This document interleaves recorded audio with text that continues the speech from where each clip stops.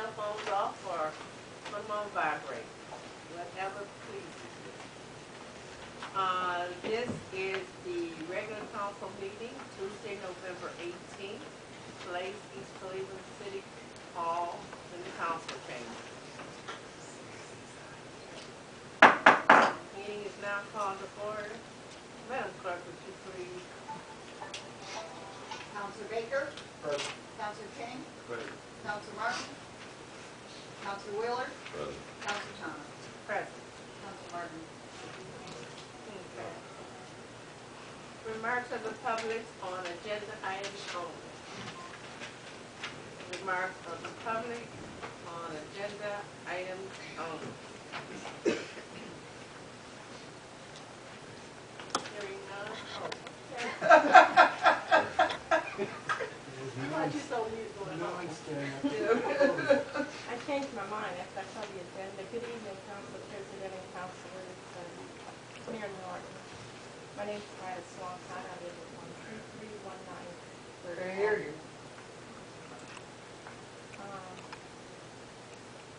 Resolution number 5714.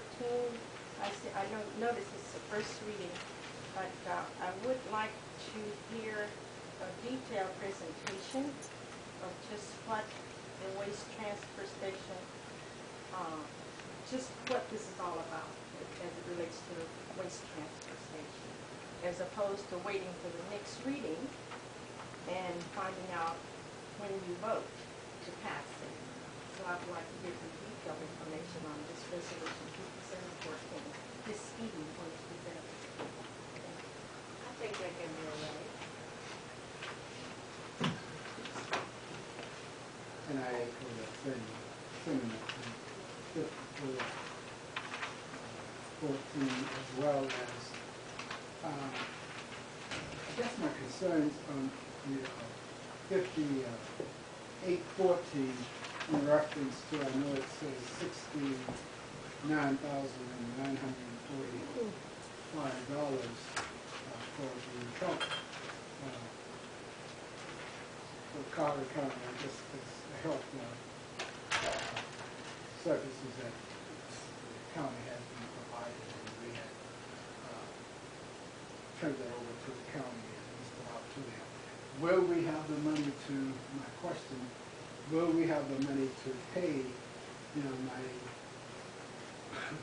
was watching the news, and it's not very serious to me as to what seems to be unfolding here in the city in reference to being able to pay our debts and even pay the insurance and stuff for the firefighters as well as the police shown on TV. So I would like to know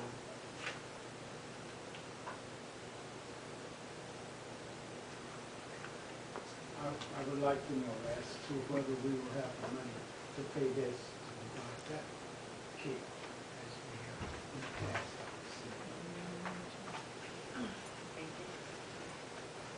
Good evening, everybody.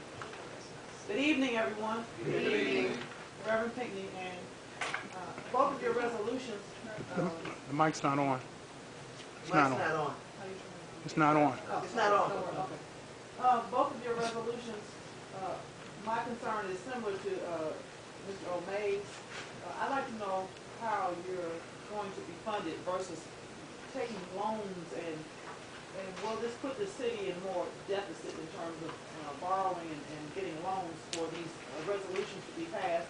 And I'd also like to know when people come out of transition, whether it be from homelessness, whether it be from prison, whether they're transitioning just into the city of East Cleveland for whatever walk of life they may be coming from, how is this going to be impacting these people, whether they be rich or poor, or whether they be coming from incarceration, or what is going to happen, and how is this going to be beneficial for these people? Pardon me, Reverend. Yes. Next time it says agenda item only. It is the agenda item. At the end of the meeting, you talk about it. That is an agenda item, because if you're going to pass these resolutions that you're talking about passing this evening, it's going to impact whoever makes a decision to move into this city. And I'd like to know if it's going to be impacting the city in a positive way with people wanting to make a choice as to whether they want to live here or not. And it's also going to impact how you get your money and how you maintain it. Thank you very Thank much. you. Okay. Is it always this cold in this building? The heat is off, they said, no heat. Minutes to be approved. Hearing, conduct, and scheduling. Are they hearing? Pardon? I would like to acknowledge that my counselor, Counselor Martin has arrived. Reports and announcements from the mayor. He having a meeting.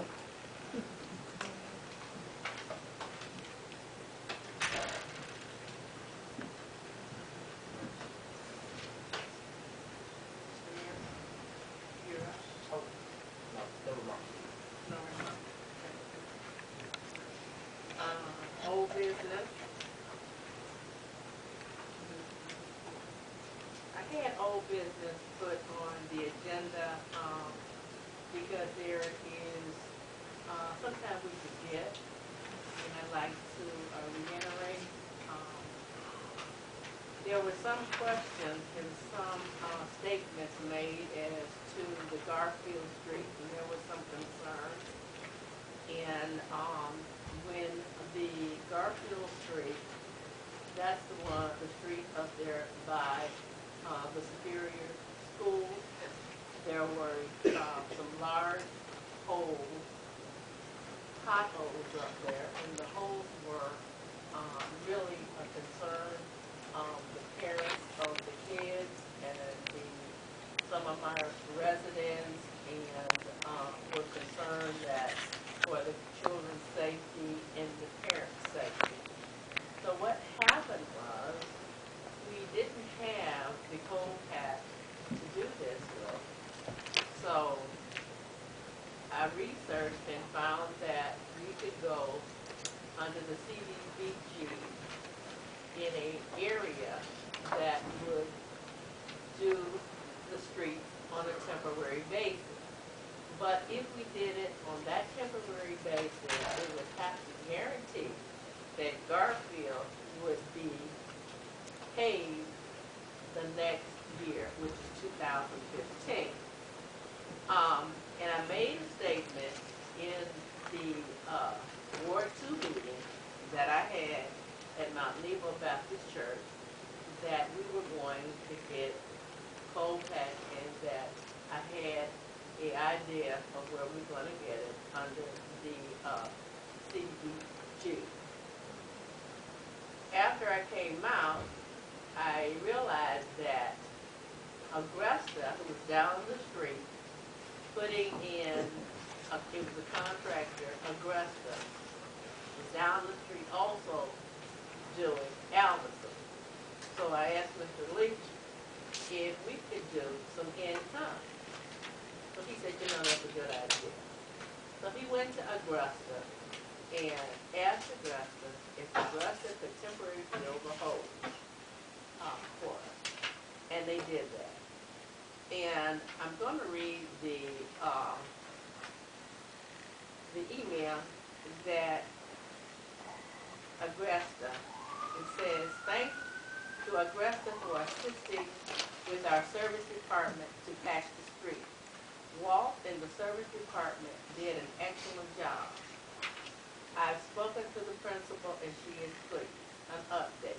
I went out and surveyed the street with John Augusta. He is currently doing 2 other projects in Taylor and Albertson under construction. I've also spoken with Principal Charnay LaSure of the school. He asked if something was going to be done, and that we could do it on the 17th, October. Because he had something special for special needs kids. And the street will have to be closed. Augusta started and applying hot patch is a very messy procedure. Aggressor is going to place the order for the hot patch for the city with their account and supply the machinery to perform the procedure. Aggressor stated that if needed, they would also supply some manpower to perform this procedure. The service department under Walter's supervision will perform the patching of the street. John Walter and myself met to discuss how this will be done. Aggressor is going to work with the city the best they can, so we won't incur a cost. And this will allow the city the autonomy of not having to do the street next year if funds aren't allocated to this street improvement.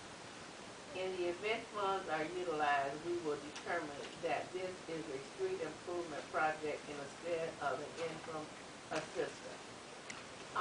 It was brought to my attention that I misspoke and that we didn't have the money in the CDBG area that I was talking about.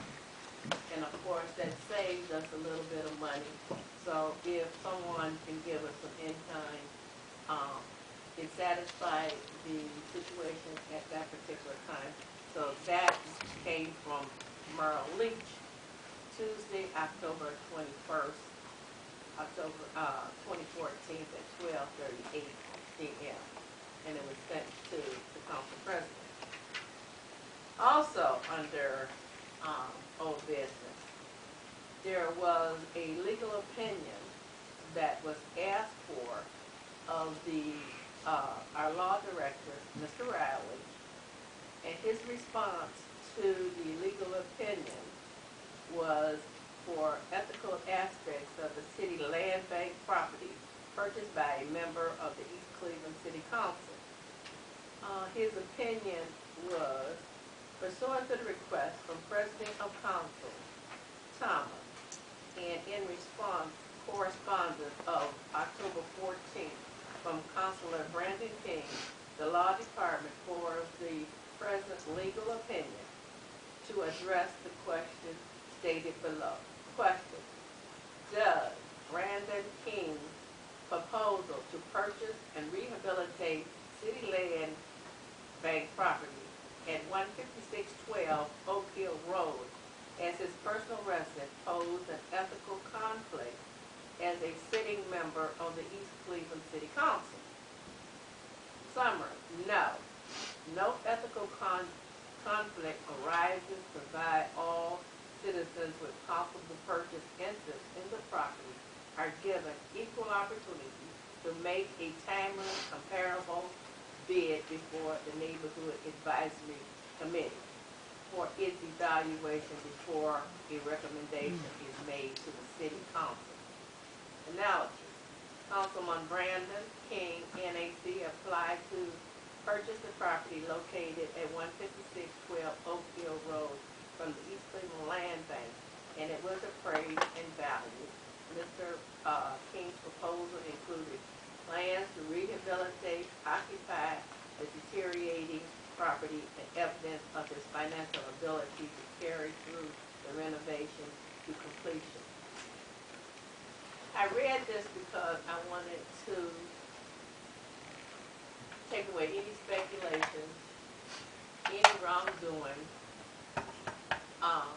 and alleviate the so-called smell test, which I have not yet heard anybody define the definition of smell test. Having read all that, I'm ready to move on to the next item on the agenda.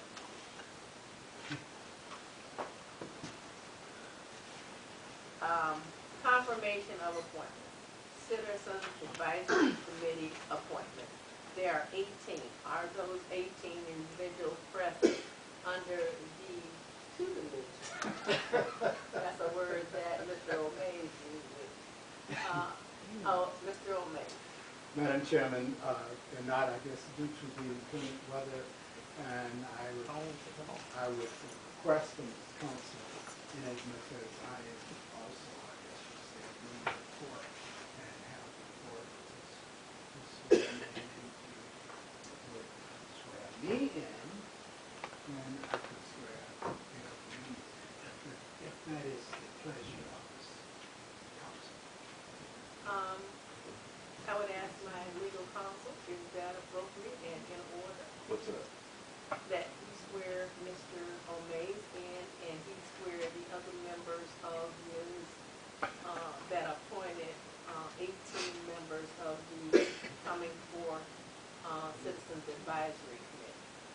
do that have to be performed? As I indicated to you before, I don't agree that it's necessary to swear any of them. They're not elected.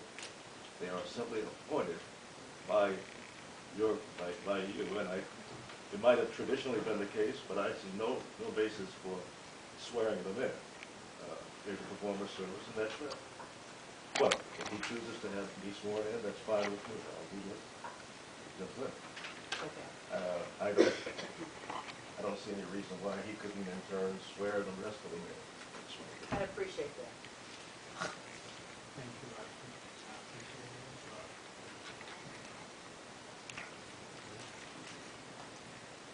Do you swear that as a member of the Neighborhood Advisory Committee, you will perform full service? Citizen. I'm sorry. Citizens Advisory. That you will perform your service according to your true knowledge, and that you will be a faithful attendee regarding those particular meetings. I affirm. So be it. Thank you. And Madam Chairman, just would say this, I hope that this Citizen Advisory Committee will do its due diligence as advising this council, administration, and the school board, which is a part as well. And we're looking forward to serve in the next 2 years and to serve with distinction and what have you, and recommendation, because I think it is needed at this point in time that you would hear from the citizen advisory. Why I think that whether we appoint it or not, and there are plenty of people from the White House to the outhouse, and they are sworn in. But why I guess it is important, because we do a service, and we are making recommendations to, and there are other appointed people that respond to the CHC as well. And so for that reason, I think that is why they are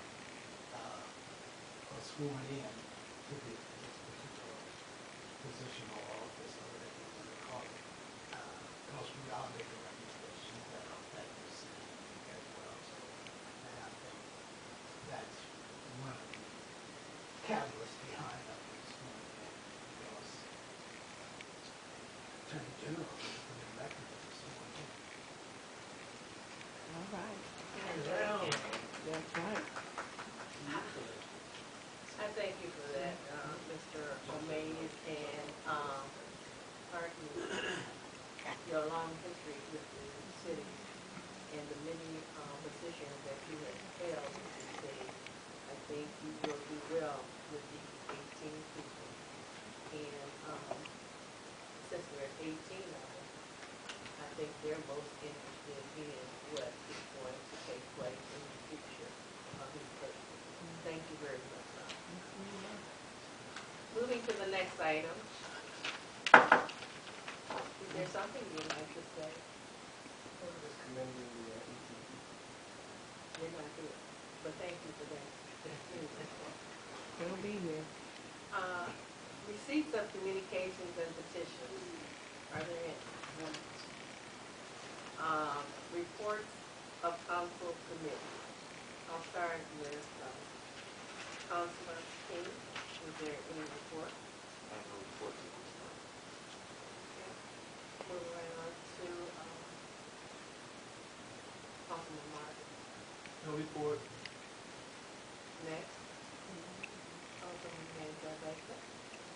Yes, I do have a report. I received a letter from the sewer district. I can disseminate that around the audience regarding the upcoming meeting at 5:30 on November 20th.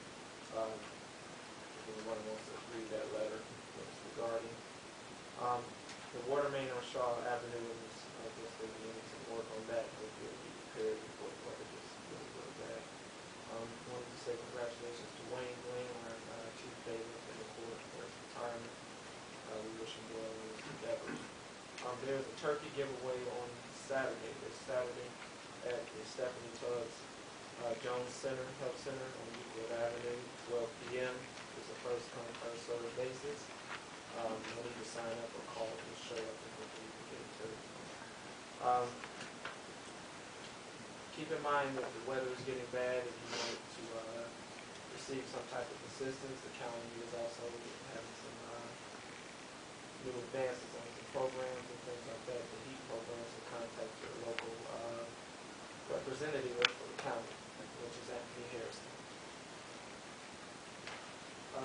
Also, don't forget to check on our seniors as it is cold. Want to keep them in mind. I have no legislation in the contracted properties committee that presents a priority at this point. And the board meeting for Ward 4 is December 1st, 6:30 p.m. Alabama Yard Center, no Alabama Library. That's cool. Council Baker. Vice President, Thomas. No questions, Tom.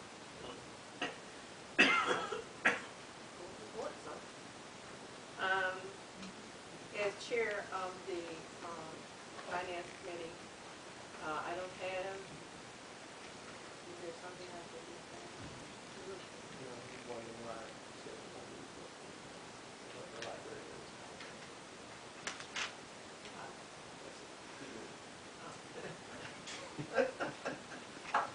Again, as chair of the finance committee, we will be having a commission meeting on the 24th at 10 a.m. at the library, and I urge all of you to please attend. There has not been enough attendance. In these meetings, you will find out what is going on with the financial status of the city and where all of the money is going and the lack of. So I suggest all of you all come to the meeting on the 24th at 10 a.m. at East Cleveland Library. Also, something I would like to say is going to take place this year that I don't think has taken place before. The mayor and myself, the council president, will co-chair a town hall meeting on the state of the city on December 1st at 5:30 at the East Cleveland Library. And this is based on the fact that both of us feel that our residents need to know what is taking place, how it's taking place, and why things are taking place the way they are. So I'm happy that the mayor agreed to have me as a co-sponsor or a co-chair of the town hall meeting. It's, like I said, it's the first, and I hope it doesn't be the last. Ward 2 meeting will not take place this month due to the remodeling of my place that I hold the meeting. And it will resume the first of the year. Moving on to the proclamation. Proclamation of appreciation and recognition of Wayne Glenn, presented by Councilors Baker and Martin. Do you have any comments? Yes, it's an honor to acknowledge Wayne Glenn, who's been here for almost 30 years. He was retired. I had an opportunity to come and speak in his behalf. Whereas the East Cleveland City Council wishes to recognize Mr. Wayne Glenn as a gentleman and scholar who has served as the East Cleveland Court Chief Bailiff, and as Chief Bailiff has served as not only well-trusted and valuable public servant to the residents of East Cleveland, he also recognized for his vast wealth of knowledge and the fact that he shares that knowledge freely. And Whereas Wayne, who gives freely of his time to his family and community, is a person who has exceptional communication skills that serves him well when articulating any position of fact, emotion, or correction. Wayne, who is one of those unique individuals that truly lead by example, by his commitment to the higher power, his family and friends, and to all the people who have come to know him. Now, therefore, on behalf of the entire city and all the residents with overwhelming pride, pay tribute to the efforts of Wayne Glenn. He's a true role model whose aspirations and accomplishments and actions are a source of a family pride and an inspiration to his colleagues and the greater Cleveland community who wish to put great success in all his future endeavors. Wayne was a good guy. The next one is Vivian Logan. And she used to work here one time. The East Cleveland, former clerk of council. And I'll just hit the key spots here. She passed away, and the funeral was this past Saturday. The East Cleveland City Council would like to take time to extend our condolences to your family concerning the recent loss of your loved one, Vivian Logan. Vivian gave of herself and whatever she had to those that needed it most. She was a true blessing, a joy, a loving person to family, friends. The legacy she leaves behind speaks for herself. So let's keep that family in prayer, signed by all of East Cleveland City Council. May God be with the family. Thank you very much.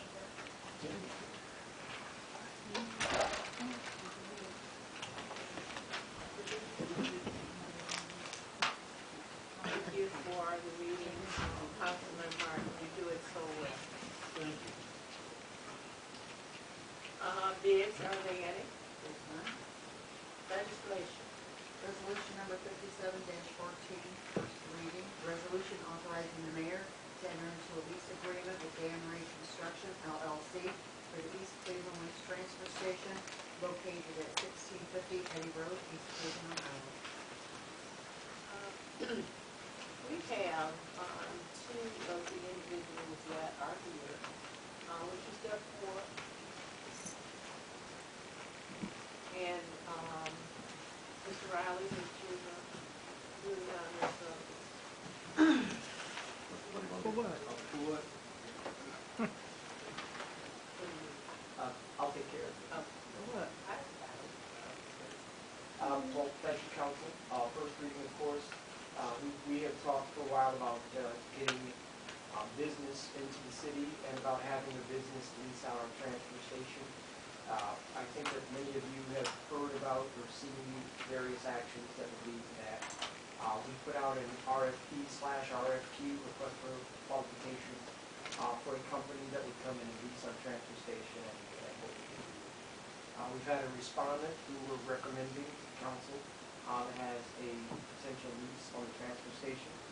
This piece of legislation would enable this business to come here and open a business. It's a construction and debris business, meaning that they would take various materials from demolition and construction sites that would need to be disposed of. They would accept those materials and turn around, and on the back end, some of them would be recycled, others would be taken to landfill. There would be no garbage, like solid waste that we would hear about, food, liquids, there would be none of that. This would just be construction, demolition, debris. So with that, I'd like to introduce you to the owner of Dan Ray. Yes, my name is Timothy Jenkins. I'm asking. I am the manager of Dan Ray Construction and owner. And I'm really excited about the fact that we're able to come to the city and be able to open up the transfer station. I think that there's a lot that, as far as the community is concerned, the city, they worked very hard in trying to accommodate us and trying to get the station open. As far as construction is concerned, I have a construction background. We're a construction company, and we thought that we could utilize the station as far as collecting construction debris and being able to recycle it and dispose of it. And we understand that, I understand that the station was open at one time for garbage, but I just want to make it clear that this will not be a station open for garbage. It's just a construction and debris recycling station, and I hope the city accepts it as far as that's concerned, and the company. And we're glad to be a part of the city as this is going on. Yes, Mr. Jenkins, good evening, how are you, sir? Good evening. We always encourage, especially African Americans, business, because this city is 95% African American. I need to ask you, sir, how will we benefit from what you're doing economically, because we have a lot of economic challenges in East Cleveland. How long have you been in this business? Just share with the public, how will we benefit from what you're doing? You say you're not going to do garbage, but you're going to do construction. Yeah. Articulate that, please. Okay, well, I know there's a lot of construction projects that are going on within the city. I noticed that, before we anticipated actually entertaining the idea of trying to lease the station. And we thought that we could help in that respect. Economically, as far as the station is concerned, with local construction, they're able to bring their construction debris to the station. They're able to, and I say this because I know the different locations that are around the area, and there are none in East Cleveland. They're all in Cleveland, maybe Euclid, Cleveland Heights, but there's none in East Cleveland. So I thought that bringing a station to East Cleveland would benefit the city as far as the construction industry was concerned. So let me take me through. I'm trying to comprehend and be supportive to what's going on here. So that they bring it to you, and you do something with it. And how does the city benefit financially from what you do? Well, we're leasing the station from the city first of all, Okay. and as a result of that, it's a tax-based city. We have employees that will be paying taxes for the city of East Cleveland. We also will be paying property taxes, of course, in the city of East Cleveland. And as far as the construction debris is concerned, we figured that this would be something that we could, or that the city could benefit from, because it's localized. And they wouldn't have to take it out of the construction debris out of the city, and that may be a saving. And we thought that might make, those three things we thought may be a benefit to the city. So could you tell them the exact financial terms? $10,000 down and $4,500 a month? Yes, there's $10,000 down that we're supposed to pay to the city, and also $4,500 a month. Well, and 11 on that 3. Okay. What I'm hearing sounds pretty good.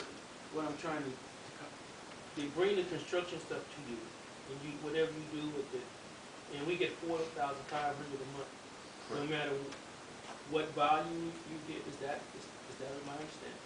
No matter, let's say for instance, 1 month you kind of short on constructions, whatever the case may be, but you're locked into a contract where you're paying $4,500 a month. Correct. No matter what business we bring into the station, Oh wow! we have to pay the city $4,500 a month.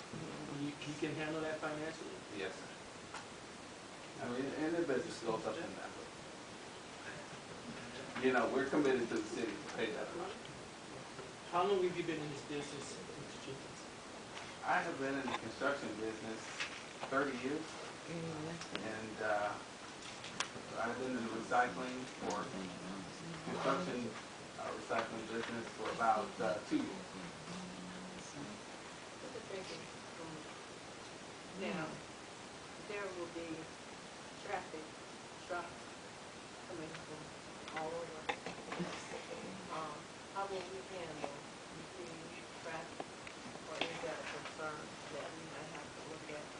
Big truck, we've got potholes and everything now, and, right where the transfer station is, on Eddie Road, how will that, area be handled? Because it's going to be a lot of traffic if contractors are bringing their debris from everywhere. And I'm sure that there's going to be a palatable price for them to bring their, construction off gas to your area. Yes. I imagine the city has some sort of truck traffic plan that they use as far as heavy equipment is concerned. That's not correct. I'm sorry. Are you in on the plan? Has, that been discussed with you on how you're going to handle that? Or is that something that has to be discussed before we get to the next phase of this, which hasn't been, Well, there's certain truck routes into the city and into the transfer station. And yes, we have this.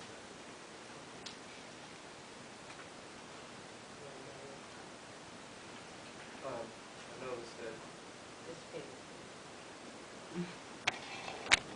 How many total employees do you anticipate having? Well, in the beginning, there will probably be anywhere from, I would say, 5 to 10. The station right now is in pretty bad shape, so we have to go in there and renovate it.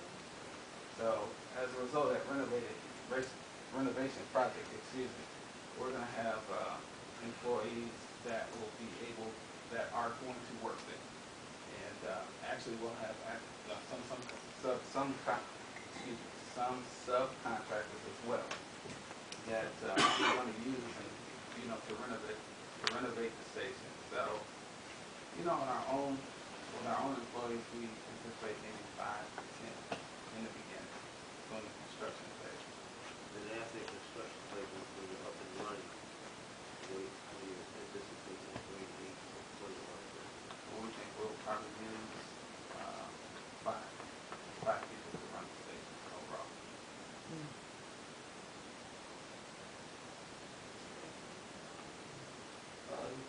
this did not come to me. I don't know, I like how responsive.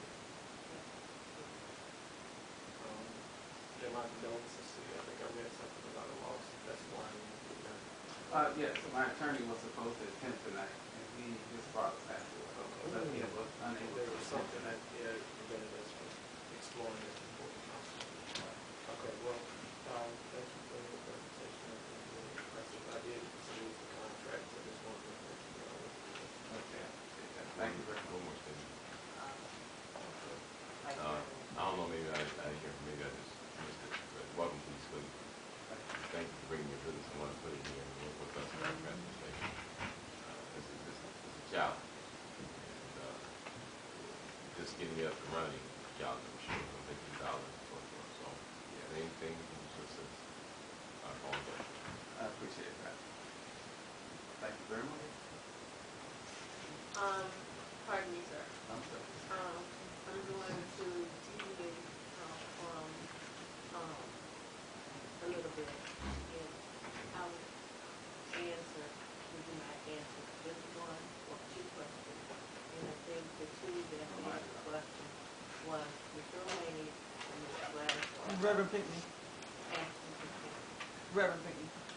I'm sorry, Reverend. Mr. Jacob, All apologies.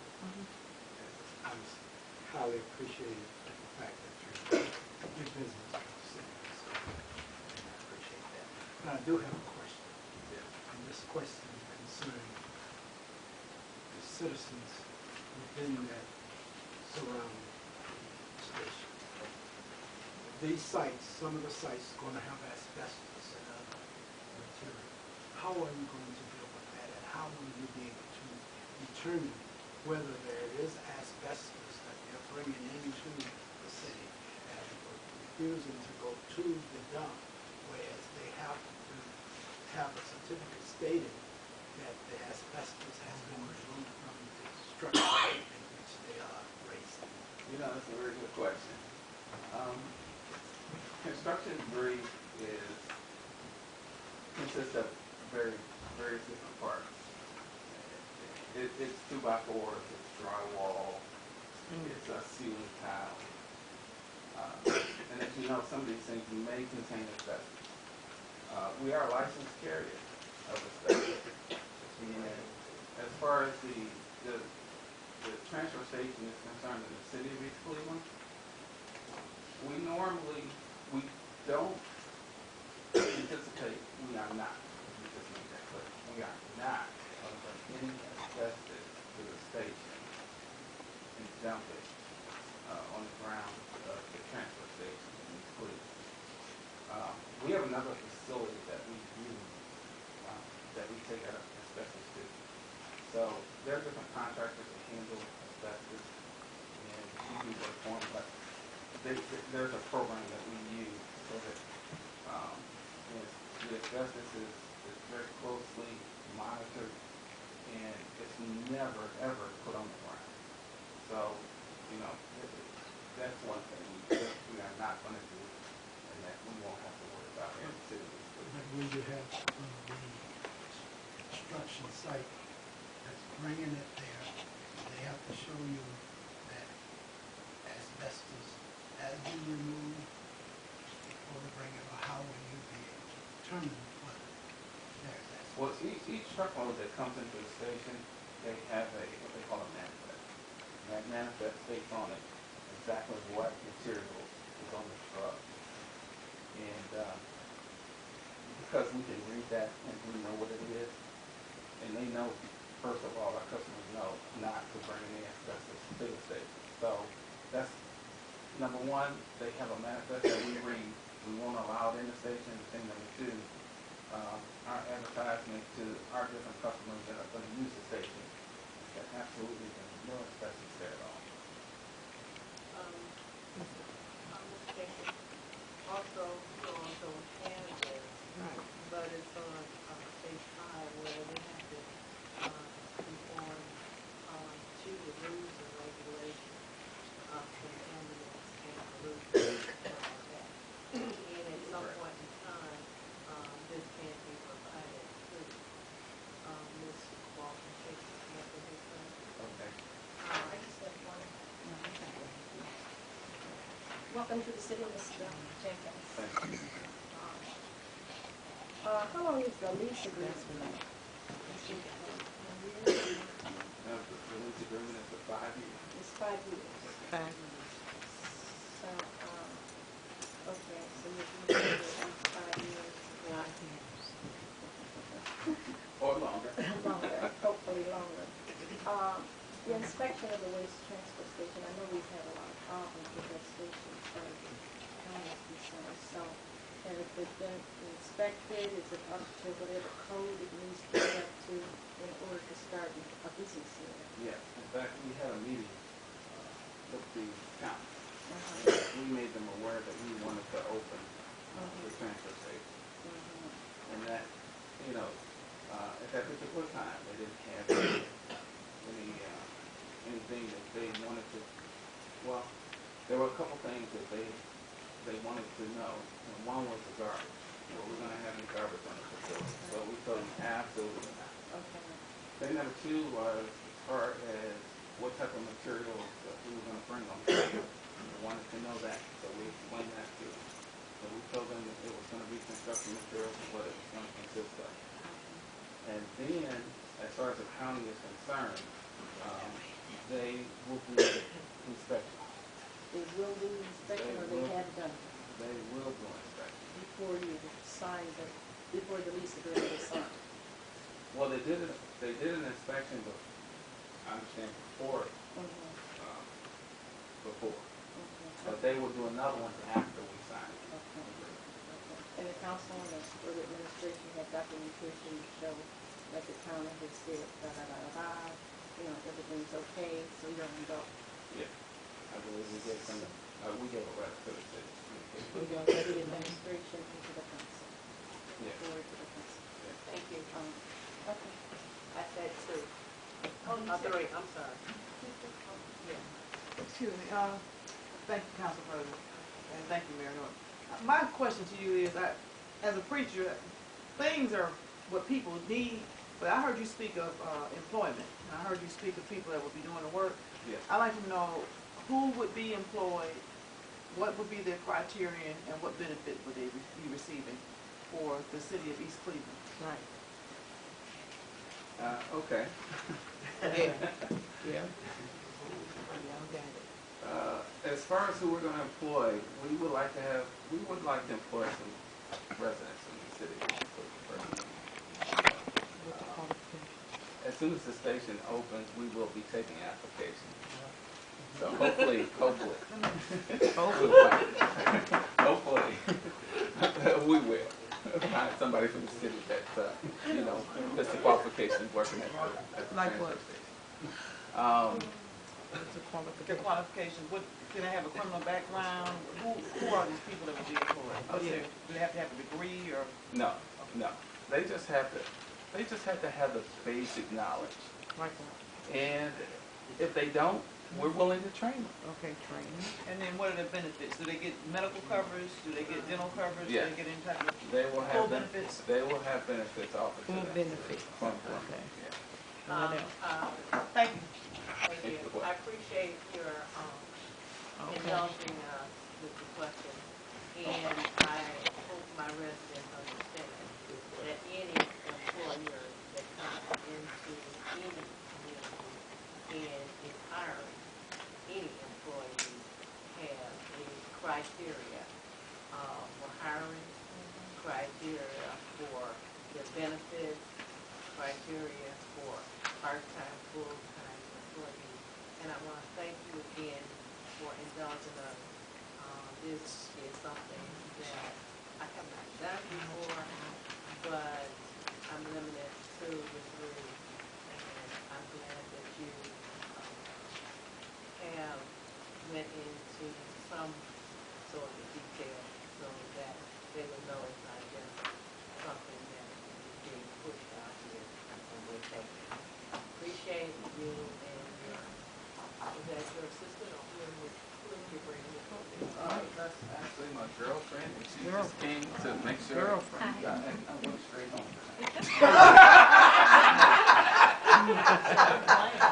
Well, now, you're a man of my own. Mr. Jenkins, I really appreciate you standing up here and under the scrutiny of my residents who has been through a lot of contracting and a lot of misfortune. We're just cautious and we want to know. And we're welcoming you in, as you have seen. They are looking for individuals that is coming here not to pilfer off the city, but to join the city and make it a lucrative place and a nice place, as my minister related to.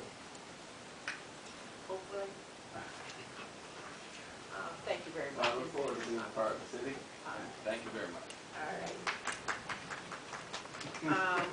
Moving right along. Yes.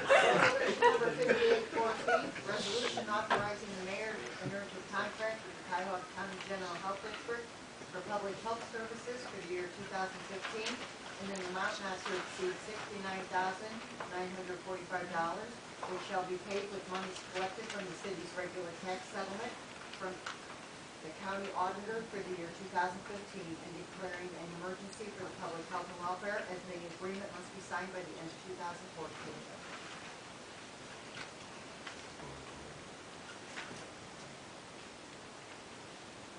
Yes. Resolution 5814 is sponsored by the President Brian Thomas. No pleasure. Get it. I see. Okay. Get it. I got a question. Okay. You can move forward. Second. I'll second. Okay. Move second, any discussion? Yes, this is something we do every year. Okay. So you know what's up? So, the move, the second. So it's up for discussion. I just have a basic question. I see this $69,000. Do we have the $69,000 to pay this, interest? Of course you do. We print money. I see it. Burn money every day. Is it in the budget? Yeah, of course. You sure about it? And, Yes, I'm being straight. well, yeah, I mean, Okay. I think, you know, we're all professional here, we use the word. Hmm. We'll get right later. Wow. Any other discussions on it? Okay. You've been asking answers? I'm not being negative. Norton said it is in the budget. The mayor says in the budget. Okay. What budget? It's been asked and answered. Any further discussion? What budget? If there's no further discussion, we call the roll. What budget? Counselor King, Yay. Counselor Baker, Counselor Martin, Yeah. Counselor Wheeler, Yeah, Counselor Thomas. passed. So we can 58 for the table. Oh, my God. And we go back to the council president. You should abstain. Remarks and requests of the public, on any item. Now you may ask, and address your item. Good evening. For anyone who doesn't know me, my name is Reverend Pamela Cooper, and I use blood also. And I came here this evening because as a small child, I lived on Carlian, and my parents moved me outside of East Cleveland ultimately. But I came here for a twofold purpose, and one of them was this information that's being passed around in reference to the people whose lives were snuffed away from them and murdered, slaughtered in this city, on the premises of school. Right. I'm bothered by that, and there's not enough money that the government can pay for those lives. And I petition you this evening to take this matter to heart and don't let it just go away because the media has stopped covering it. Because those officers never considered the lives of those children in that school area. They didn't consider the lives of the community.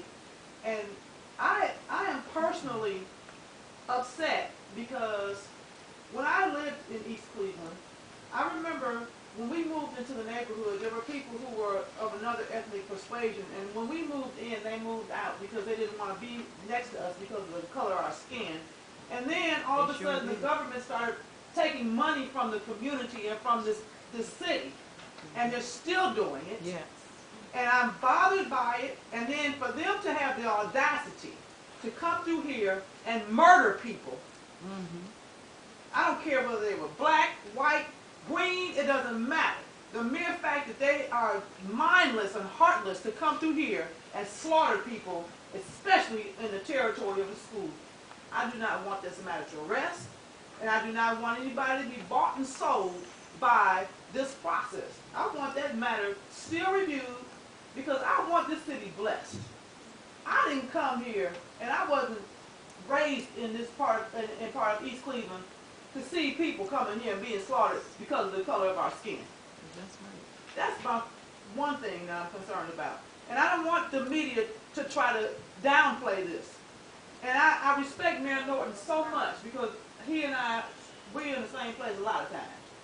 And he's working real hard to get a transportation system that works for us, whether I'm in East Cleveland or whether I'm in Solon. He's working real hard along with those other board members, and we don't need anybody coming up here and murdering these people around here. My other thing is Deacon Lee Adams has gone through some stuff. He's a resident of East Cleveland. He's a warrior of East Cleveland. He's a patriarch of East Cleveland. And I want us to pull together and help this man. I don't want him to lose his home and lose everything. This man has paved the way for so many of us. We can look at it one way and perceive it another. But when we lose our older people, we lose our city. We lose our nation. We lose everything. This man has been a deacon in the church, a radio broadcaster. He gives people a ride. He gives you a place to stay if you don't have any place to live. Don't let these older people dwindle to nothing. I know some of the young people nowadays have this mindset that, okay, get on out the way. No. And whatever we can do, I had even made an announcement on the radio broadcast on last Friday. I want to raise some money to help him with his health and some other things. And I'm going to take my seat. I hear that whistle, whatever that is. But on November 25th, the final count for the selection that just took place. All right. Don't be casual. It's very serious. Thank you. Thank you. Is there anyone else? Yeah, she coming in. Okay.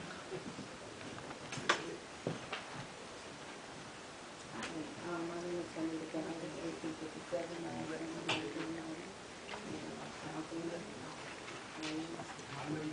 each and every one of you, good evening. I'm calling out for even what she said about the shooting. And I'm asking the mayor, what is he actually going to do to help to support that area so it won't go away? And because they did not only do it in front of the adults, they did it in front of school. So it's very important that we continue keeping this going, because justice have not been done in that area at all. So money don't pay the lives of people. What pays the lives of people when they do the crime, they do the time. So I don't see hardly nobody doing the time behind it. And it's happened in this country. And if this can happen, we open up doors for other things can happen. So we trying to shut the doors so we can arrive. And congratulations to East Cleveland. And I just want you to know that I'm not against none of y'all up here. I'm not against the residents. We just need to see a better East Cleveland working together. If we say that we're going to be working together, let's work together for the good. Because all things work together for the good. And for those who, you know, not here to even be part of this committee, committee, citizen arrival, those that is not here, we're going to pray that we can come together for them to be here. You know, I work now. I might not be able to make it all the time, but when I see a door open for me to get up in here, I'm coming up in here.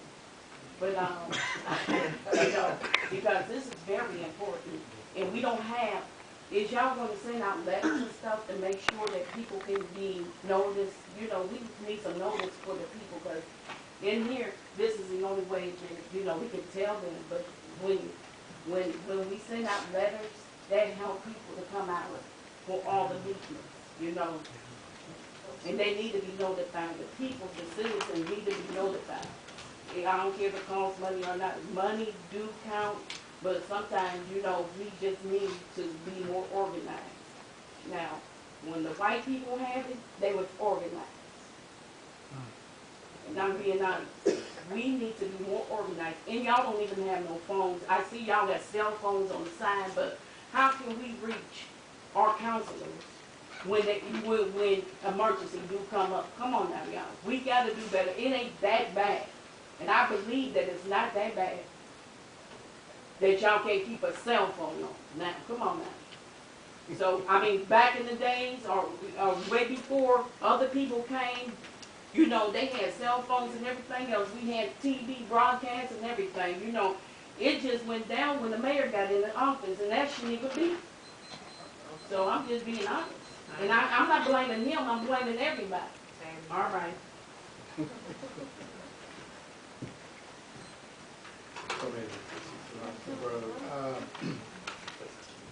Let me clarify something.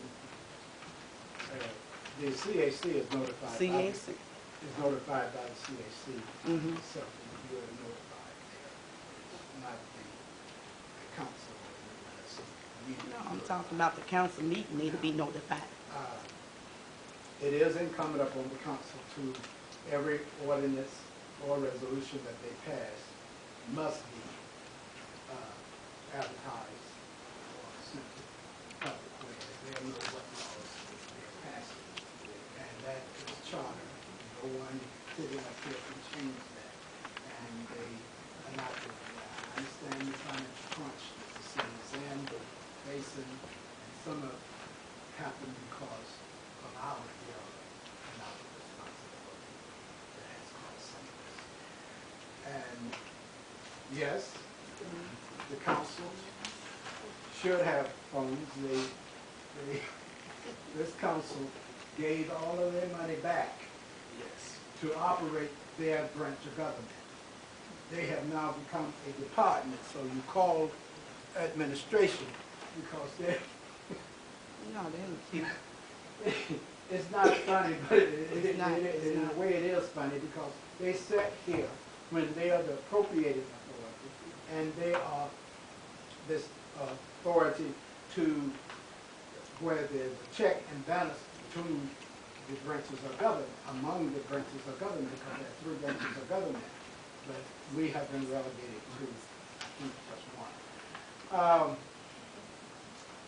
I did ask the question, I don't know whether you was present when I asked the question in reference to ordinance or resolution 5814.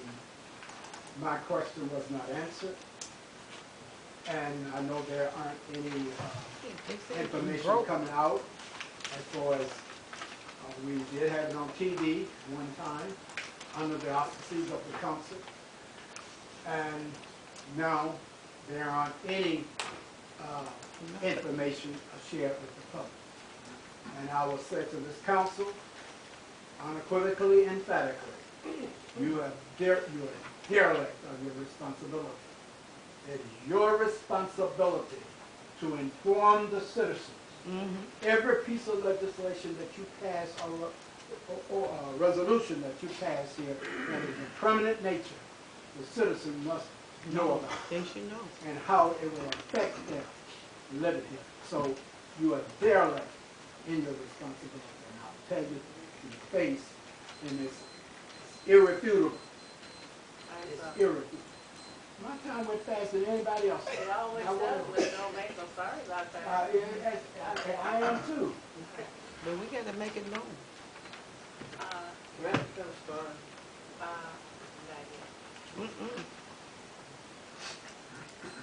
Bill Crowley, Northfield Avenue, 4412 News. The cell phone thing, since your cell phones are off, I'm just wondering if you guys will just tell these people the number to reach you. Because they don't have a number to reach you, and they're kind of upset that they can't reach you. I know you guys have private numbers and everything, which I don't share with anybody, but you have numbers, and there's got to be a way we can get you a burner, like the guys around here, the drug guys and everything, they can do a burner phone. You've got to have something, some way to reach you in this day and age. There's got to be some way where you guys just tell them, here's the number to reach me. Give us a number. And they just need a number. As far as the transfer station, the demolition, not construction. The demolition guys, when they come and tear down one of these properties, they get a lot of money off that siding. Yes, they do. And everything else. I don't think that they're gonna surrender that to somebody else, unless he's paying more than the place they're gonna take it to. I don't get it, unless we're gonna pass legislation down the road that forces those people to bring that stuff to him. I don't see how it could work, because we're talking demolition, not construction. Right. And these construction guys are getting money off of doorknobs, siding. Everything. I mean, I'm just telling you some of the stuff that the guys have told me. This is how they're making their money. When they come and do these jobs, they underbid them, so they're not making money off of the actual money you guys vote for. They make money off of stuff they strip. Finally, Scott Gardner, former detective and police chief union president, did the investigation, and we're skating by. You guys got to know we're skating by, because Scott Gardner, when the killing happened up there on our property, he said, and I quote, that there was no wrongdoing done. So I'm just wondering if the people that skip by and just went to Cleveland said, don't even bother with us, but that's where it should have started at. When Scott Gardner, who's no longer with us, got a felony, he's gone supposedly. When he did his first investigation, it proved that something, it said nothing was wrong. And now we're seeing all this stuff is coming up. Just a couple things to think about. Please give out your phone number so your constituents can reach you.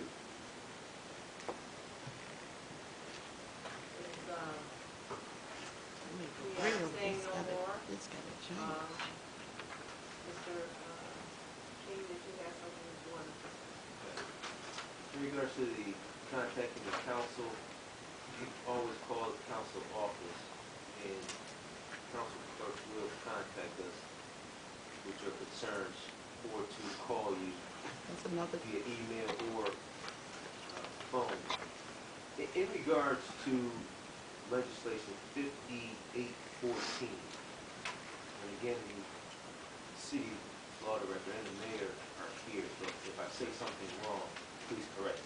Yes, we don't have no money. This is actually a benefit to the city. I wish we could do more contracts this way, because the county auditor is basically a property tax guy. So when I'm behind on my taxes, say less than 10,000, they call me and then they send out letters like they want to foreclose. Whereas there's other properties in the city that this is a county that collects, which the back taxes have gotten so far out of whack that it actually hurts the city. So what happens here with this legislation is that they will collect the taxes from the property owner, deduct that money out of those taxes, and then send the city the rest. The reason I brought up the property is because there are a number of properties in the city with if I'm not mistaken, the property across from Walgreens is one of them, that they owe so much in taxes and that hurts the city when the city's not collecting those taxes. There's another 2 or 3 people in the city who owe a couple $100,000 on some of these apartments that the county needs to actually step up and start enforcing that money. So if we owe them and they need to collect it, hopefully they won't let the taxes back up like that. So we are doing our jobs as counselors. We have looked at this. Well, maybe I hope that Sorry about that. clarifies that for you. But it's convoluted with 2 different things. You have health and one. No, we're just talking about this one. This one is coming. That The is- county that has is- to collect it. It's The convoluted. county will take it and send us the rest. One subject matter. All it applies. You got the top, it says general health. That's what I'm saying, bro. I understand about the taxes. Oh, Moving right along. we forgot, I got it here. Moving right I along. forgot to ask Barbara Thomas about that thing that she was reading about Brady King. What was it she was reading about Brady King? Saying no about some kind of. Response of counselors to the residents. I think he started it off, and you see what you get when you start it off. And you should let somebody else start it off. Communication. Is there, Mr. Martin, you have any response to the residents? Always. My colleagues, public, I rise to speak. Okay. Number one, I think it's unfortunate that our phones are out, and I won't go into a big thing, but the phones are out. As most of you know, I am seeking employment. When I got no, you need to hear this. When I got reelected, the county prosecutor who I worked with for 10 years said that he didn't want elected officials in his office. So it had nothing to do with performance. It was about politics.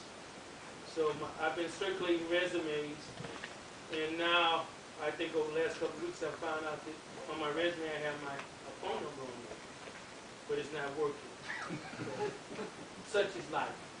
Okay, and that's why I raised the question about this past legislation. Do we have the money to pay? Because we have some strong financial challenges. Yes, you can It's get a the phone legitimate question. I do want to say on a positive note that our voting improved this election. Matter of fact, last year when I got reelected, North got reelected, and Wheeler and Brandon King, I think we had less than 3,000 voters. We had close to 6,000. And that's The norm across our county is less than 30%, so we've done well, but there was an effort to make that happen. That effort was the canvassing that our group did throughout the city, which reminded people their responsibility to vote. And I've said, and I say it consistently, you can complain, but if you're not voting, shut up. Okay, because you have power in your vote. Okay, Bill Gates is a billionaire, but he only got one vote. John D. Rockefeller is a millionaire, he only has one vote, so your vote carries the day. Also, I want to say about the Democrats. This is we lost everything statewide because they don't have their act together. Okay, they're not connected to the people in the neighborhoods. They're taking the African American vote for granted. We need to be negotiating with whoever's going to come in and help us out. They help this mayor, they help this city. I don't care if they're Republicans or some people from Mars. Okay, we need a whole lot of help. Okay, I'm glad that we aggressive stepped up to do Garfield to school, but Garfield runs right into Lambert. They stopped at Lambert. That needs some holes too. I'm concerned right now. We kind of sled by this winter. This last couple of days where we got some snow, I haven't seen any salt on the street. Me either. Okay? Now, maybe we didn't need it this time, but we're just getting started. Okay, and I know the mayor said that they're negotiating and trying to get some salt in here, but it's beyond negotiation. We need salt. If we get a big snowstorm and all like that, I'm almost at a point where I'm just exhausted with this kind of stuff, and just being responsible and us doing what we need to be doing as a government. Okay, I'm really concerned and trepidatious, Director Riley, about this winter. Yeah. I really am. We haven't really took care of, we took care of Garfield because we love our kids. The aggressive stepped up, but we got this whole winter to go through with potholes all over the place. We haven't been, because we don't have the money to fill it. If you tear your car up on our streets, it's our responsibility to take care of that. Our responsibility to pave these streets except for the county streets. So keep us in prayer. Talk to your neighbor. I want to thank everybody for voting. I was really pleased when I looked at the stats. Our library is doing pretty well. I see Dr. Rice here. So talk to your neighbor. We're not televising these meetings. That bothers me. Because we have seniors to watch what we're doing. That's right. Okay? We have, and I say this with humility, we've given too much. And to a certain extent, Omaze is right. We're almost like a department. I mean, I can show you stats over the last 6 years that we've given back over $500,000 because we don't spend our money all the time. Okay? And we've given, we can't get our Xerox machine. You don't want to hear all this. I just say this, we have to go next door to get our stuff Xerox because we can't get it fixed. So how it's just, when I come in, and because I'm available during the day, I can come up here more. I'm frustrated, okay? I have to go to and they've been kind about it, but I have to go to another, and we're a separate entity, we're the legislative body, to get something run off. The machine's not working, Ms. Walcott. I mean, I just shake my head and said, what are we? So pray for us, because we need a whole lot of prayer. We need a lot of prayer. I guess I just know things that kind of bother me. And I addressed last meeting to Riley about these businesses opening up. I don't have nothing to say about it until I get something in writing. I don't want to hear some verbiage. I want to hear, have they gone through the Board of Zoning Appeal? I'm at a point now I need to see it in writing. I want to hear something addressed here. I sent a memo up there I want to respond to. Okay. I see a mattress place right down the street is open. It has not come through the council.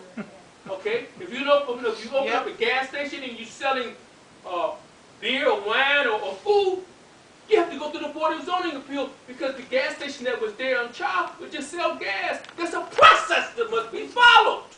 That's what government's all about. Process and procedure. We got to get there. I've spoken. Thank you. All right. Yes, Gonna be sir. on our Thank job. you, Councilman Martin, as usual. Very eloquent in your speech. Moving right along, Mr. Councilman Shelby. In reference to the shooting that happened, it's been going through the process. I don't know how much more you can drag it into the dirt. Killing is killing, no matter whether it's an officer involved or whether the person is black or white. Killing is happening everywhere. But it's just, in so many uncertain terms, we just choose to pick what one we want to put to the forefront and have it as our token, battle against the community. But there's kids that die everywhere. There are adults that die everywhere on a daily basis. So we're gonna fight for one, we need to fight for everybody. So and to the least of these, whether or not they're black or white, these things. As it relates to the deconstruction and the construction debris that will be coming in, as he stated, there's a manifest. People would, I think that they thought this out. If they have customers within the area, they'll be pursuing those customers.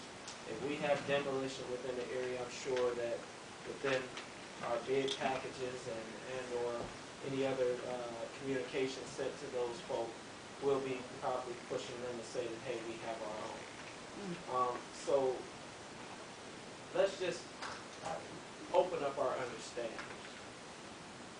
If they want to sell lemonade on the corner of Euclid and Dome and it gives us a tax base, I think at this point, if you're sitting in these fiscal commission meetings and you're walking up and down these hallways and hearing the employees say that we cannot have this and we don't have this anymore, if we pay attention to what's happening both in City Hall and in our community, seeing residents move out on a consistent basis, we're seeing businesses close, they can't afford the rent, so therefore they can't afford to pay us any fees or be subject to any of our fiscal responsibilities as it relates to taxes and things like that. If we're not allowing an open mind for businesses to come into the city, we're doing our citizenry a disservice. Thank you. So I really want us to, as we go forward into this season, create a mindset of understanding. Because this road that we're traveling is a hard road right now. And everybody I know, I hear it time and time again, everybody thinks they have the concoction, so to speak, to fix what it is that's happening. But you don't have all the answers. Some of these things we have to play on a case-by-case basis. And everybody, if they have the willingness to walk in City Hall, they care about what's happening in the city. I don't care how bad an individual they may appear to be, or what type of decisions may seem to be unjust and not thoroughly thought out. But if anybody has the tenacity to step foot in City Hall, to either present a business, come to work, or do whatever it is that they would like to do, volunteer, or serve our police department, our fire department, they do it because they at some point care about people. Okay? So at the end of the day, everybody sitting here, whether or not we agree to disagree, we're all in this same fight together. Amen? That's what I'm saying. Thank you, Councilman Same. Baker. Got that right, brother. Whatever. Whatever. Councilman Real. I'll just speak. Everybody needs to speak. I was just saying, informative. Construction also is based off of location. If I can get somewhere to a dump that's closer, there's less travel time, so I can get back around to the job, pick up another load, less than gas. So there's a lot of benefits to having one in our city. That'll be profitable more. Should be. I've heard of the company as well in the past. It's been a good record, damn right. As far as what we're supposed to do here on council, I know past regulations and do this, that, and the other, but we're residents as well. If you see a business that's open and haven't heard about it, I walk in, meet the owner, find out, do you have permits? You know, maybe you didn't know. Walk through the process, we need the help. But we all got to do our part. A little bit more than what we asked to do, we need to do a little bit more than that. The real concerns I had, though, was this snowstorm that we just had a couple of days ago. I don't know if anybody was out around 5:30, 6 o'clock. Couldn't get up the hill. Could not get up the hill. It was nothing but ice. Noble Road was shut down. B Road was shut down. Couldn't get up. But then, you know, what went through my mind? It wasn't the mayor. For a moment, I said, well, I thought about the mayor. No cloud up there. But it's not the mayor. Who is it? We had ordered trucks, snow plows, a while ago. But the auditor's office held it up. And they just passed it, what, 2 weeks ago? Just 2 weeks ago, they just passed it. The trucks ain't sitting there waiting on us. It's going to take us 4 to 6 weeks to get it. And the mayor and the administration had already had the order ready to go. But the state auditor wanted to hold it up and look at it one more time, even though it's CDBG dollars, if I'm correct. So it's a game that's being played. It's politics. And right now, what I'm doing, you may not see me out as much as you would like, but I'm on the phone talking to the council president. We call in Columbus. We got to do what we got to do. But we got to continue to work together and go beyond just being a council person. We got to be residents as well. Thank you. Thank you for those comments. Residents, I know it's cold, and I've been here listening to you guys while prolonging it, because I gotta go back out in the cold. But I appreciate all the comments and concern that has come this evening, specifically from those who continue to come here consistently and sit here and make sure that things are going the way they should. And I respect the comment from Minister Pinckney. I've been knowing her for years and know her family. So I go back a long way with her. As I do with Gladys Walcott, as I do with Ms. O'May, as I do several of the residents, with a couple of my residents. Something that is bothering me is Mr. Lee Adams. And it was brought to my attention. And I mentioned when he was sick not too long ago. He was really, really sick. And he has come out and helped a lot of people. And I think it's time that we turn around and help him. As far as the money situation, I want to tell you just a little bit. Because when I took this position as a council president, I had no idea what it all entailed as far as finances. But I can tell you, when you put together, and right now when we're talking about putting together a budget, all the numbers on those budgets, I call paper money. And I call it paper money because you got to make sure, like Council Martin said, that there's money in the bank. There's money behind the number. And I've been following the trail of the money, as Mr. Struthers used to say, where's the money? But if you come here and you look at what's going on, there's a lot that has taken place over the years. Erratic spending, misuse of funds.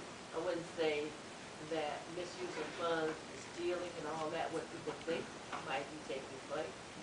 But just mismanagement and sometimes just really don't know how to manage. And running the city as a business, it takes a lot of ingenuity, it takes creativity, it takes mobilizing, organizing, and getting the right people in the right place. And as far as that shooting goes, I was appalled, and I said it in the paper. It was outright murder. Yeah.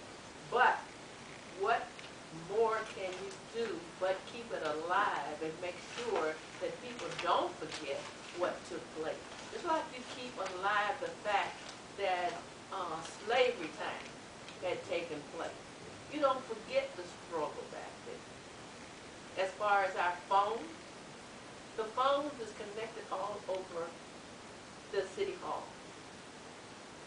everybody got their own personal phones now. Because the paper money is not real cash. And if you ever listen to my phone, it always says, if you cannot reach Counsel Thomas, please dial 681-2311, and they'll make sure that they find Counsel Thomas. I have never missed a call based on that. And Mr. O'Mays has called me late at night and asked, and leave a message, I know you're there, pick up the phone. Okay, and as far as this transfer station, this is not the first time this transfer station has come to the forefront. We have dealt with this transfer station before. But every time it comes up, we can't bring it to what Mr. O'Mays says, to fruition. We can't get the right person in the right place. I'm not saying don't pray for me, but the Bible says, be careful who you ask to pray for. So you got to pray for your own self. And as far as me having to go next door, or having my clerk go next door, I'm going to tell you what happened to the $24,000 that the council officers had. We have changed over to self-insured. We got over 300,000 claims that has to be paid for. These people are putting their money in the kidney for their health care. And their claims come out in batches. Whether I have cancer, whether I have whatever, I could be laying up in the hospital, but my claims are not getting paid this time because I'm not in that first batch. And if you come to the commission and you look and see what's going on paper, you would understand why the city is in the trouble it's in. There is money, not enough money, but it's money. And basically, the money that we have is not sufficient to meet our needs. And you all residents have got to come and find out what your needs are. And you got to prioritize. Is it a pothole? Is it the street? Is it the houses? Or what is it? You got to prioritize what your needs are. These council people up here are working their derriere off. I would like to say something else. They're working their derriere off. One gave up a job, which was ludicrous. But he gave it up to be a council person. I don't see why. But that is his choice. And we have the ability to make choices. Sometimes they turn out wrong, sometimes they turn out right. But my choice was to be up here for 12 years because I came to East Cleveland almost 50 years ago. And I'm here sitting up here, not because it's a lucrative position, but I'm here because I want to be, and I'm here under the threat of recall because we love our city, we love the residents, and we love where we live, and we love our neighbors. And my little young councilman here said it all. And very seldom did he come out like he did tonight. And I'm so proud of him. Mansell Bay. So, having said all that and over talk, like I said before, the mayor and I have agreed to co-sponsor a town hall meeting December 1st at the library at 5:30. This has never been done before.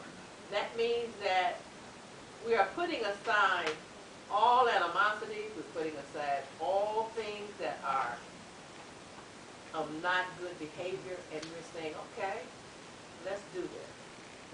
Let's get it done. Let's see if we can make a positive change. And let's start by coming together tell the truth. We're not gonna put any spins on it. We're gonna tell you the truth. We're gonna lay it on the line, tell you what's not there, tell you what's there, and we want solutions. I don't wanna keep hearing complaints.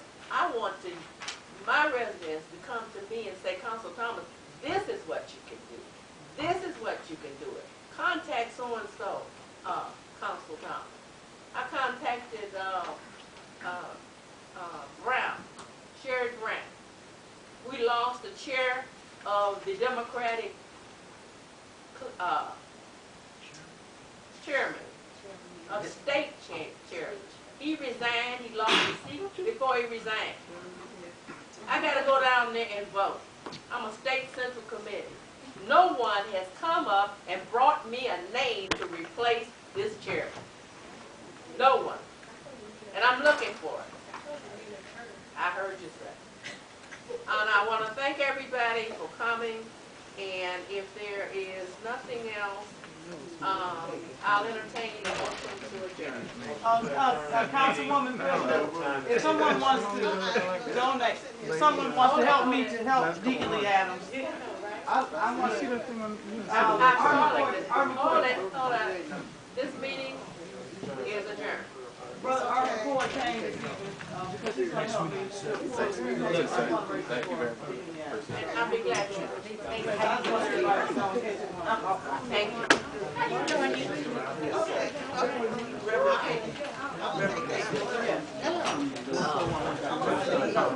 When they do get the oil and stuff, maybe instead of using video,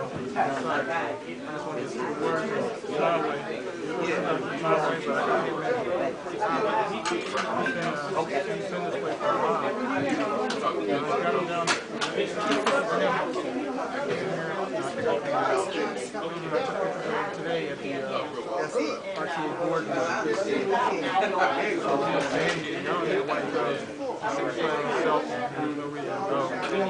he showed up at one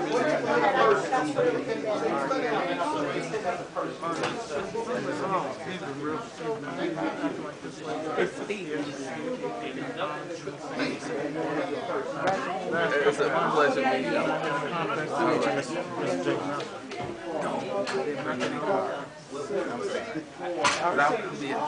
I didn't know I was talking to a new big-time businessman. He'll be breaking in. What did you say? How long have you been there? 30 years.